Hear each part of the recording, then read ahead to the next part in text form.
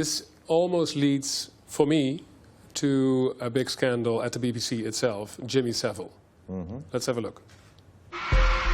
One of this country's best-known TV stars, a man of the people, a friend of royalty, a devout Catholic who comforted the sick, was a child abuser. And he'd been allowed to get away with it, unchecked, for 50 years. No organisation is under more fire than the one that made Jimmy Savile a star, the BBC. On November the 14th last year, Karen Ward did an interview with the BBC's Newsnight programme. In doing so, she became the first person to talk on camera about being abused by Jimmy Savile.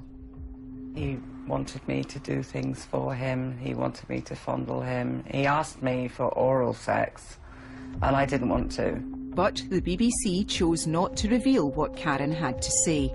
The investigation was dropped for what the corporation says were editorial reasons. So this is the opposite of good journalism. It's hiding a big scandal, and it happened within your corporation. It happened at Newsnight as well. Indeed, I think it was a very bad decision. Very bad decision. Were you there at the time? I was there at the time, yes. Did you fight it? Look, you have to understand, a presenter is not an editor. And I knew that this program was being made. I knew the producer. I trusted the producer. In the end, someone has to make a decision about these things.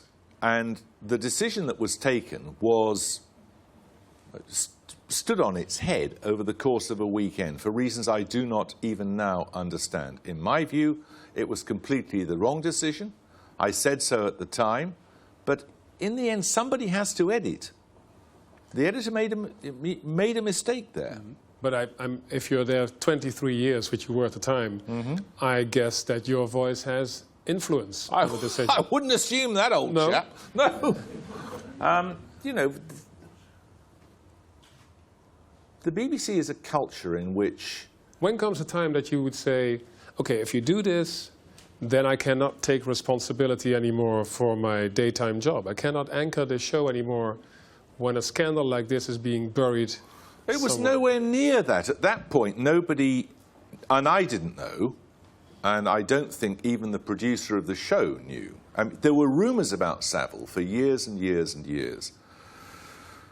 No one ever stood them up, and I did not know, and indeed the investigations are still ongoing, no one knows, the extent of his behaviour. At that point, the producer, who, as I say, I completely trust, had found out, and I think but I don't think he knew the scale of the outrage. So, what are you suggesting? That one should have said, yes, I'm going to resign if well, this... no, I'm not saying that, but I'm wondering, because scale doesn't really matter. If he abused 10 kids or 20 Decisions or like this are being made 100. Absolutely every day about whether you run a story or pursue an investigation. As I've mentioned earlier, investigations are extremely expensive and very, very time-consuming. Sometimes you can stand up for a principle, and as you just clearly explained, the principle of journalism is to get up in the morning, disclose what is not right. Now, within your organization, you have this story now, and again, you as a seasoned anchor, maybe you didn't know how many kids were abused. I didn't. I didn't know the details of it at all. Right, but you trusted the producer. Do you know the details of it? And I didn't investigate it. Do you know the details of it? No, I know that... You don't? No. Well, then I suggest you desist. No, this is rhetorical, interesting, but I'm asking you. But you don't know. We didn't have this. I don't know either. I didn't know but then, you just and said I don't know now. You trusted you your claim producer. You do. No, I'm listening to you, and you said, I trusted the producer. He was a good journalist. Yes. That is, I assume that's what you meant. Yes, that's correct. So then you can make a stand as an anchor. Listen, we have to do this. This is a good story. Or it's a real... this is what is happening. As I have already explained to you, you clearly weren't listening. I did not know the details of it. But your producer found out what he found out in the report. Yes. That there was and I sexual trust him, abuse. Yes. Yeah. Yeah. And naturally, you don't research all the stories as an anchor. I don't do that. Of course I don't. No, it's his exactly. story. That's why. I mean, that was he and I think, yeah, he and a reporter were on that story for quite a considerable time. They did the research on it. Yeah. My only question is, when do you stand up for a story where your editors or the corporation when say... you know the facts. And as I've already explained to you twice, they had the facts. I did not know the facts. No, but your colleagues had the facts. Yeah, and I trust them. Yes. But you're nonetheless taking it at second hand. Well, that's a kind of a verbal trick now, because no, it's not a verbal trick. It's a statement of accurate facts. Well, but then the editor-in-chief of the Washington Post could have said to Bernstein and Woodward, listen, I don't have your facts, so we're not going to print a Watergate scandal. You will scandal. recall that he demanded the source, did he not? He did, but he did still not know who exactly that was and what he had said to them, because he wasn't there during the conversation in the parking lot. No, he wasn't, but he believed his reporter. Right, and you believed your producer. I believed the producer, yes. Yeah. But I did not have the conversation myself. No, but the only question I'm asking you, why did you not stand up to your editor-in-chief and tell him or her, It wasn't the editor-in-chief, it was the editor of the programme, but go on. Editor of the programme. Yeah. Yeah. And as you can ask an interview guest at the show 12 times the same question, did you... Because these things happen all the time. Well, not of this scandal. You cannot... You're very knowing after the event. At the time, nobody knew. Nobody knew what the scale of this scandal was. Nobody knew what significance this story would subsequently assume. Did you see, for example, the quote that we have just seen of the woman? No, I did not. So you didn't have a look at the report? No, I did not. No? Why not? Because that's the editor's job. And as I've already said to you, editors have to edit. But if you are a curious mind, you could maybe think, let's have a look at it and decide if it's good or not. Have you ever worked on one of these shows? Because... I'm doing it every night. Are you? Yes.